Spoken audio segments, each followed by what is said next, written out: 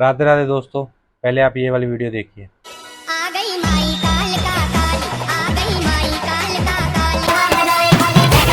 काल, सृष्टि दी मालिक महाकाल। देख लिया?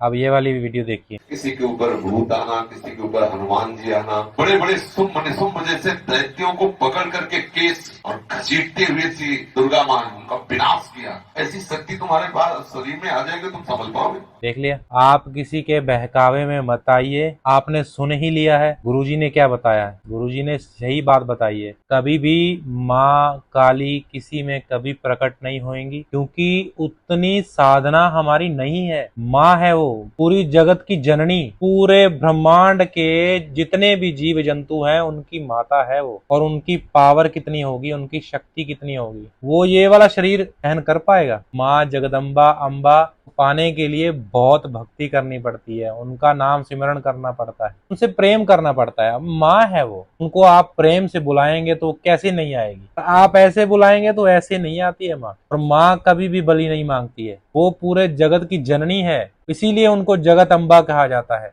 वो माँ अपने बच्चों की ही बलि मांगेगी। ये सभी भ्रम है और ये प्रथाएं जो चली हुई हैं ये सही नहीं है।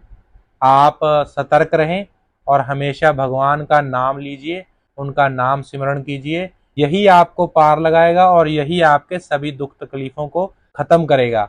आप ऐसे ही किसी के ऊपर विश्वास करके अपने दुखड़े मत रोया करो। माँ काली के आगे, माँ जगदम्बा के आगे सीधा रो। रामकृष्ण परमहंस जी जो इतने महान संत हुए हैं, वो ऐसे उन्होंने माँ काली को प्रकट किया।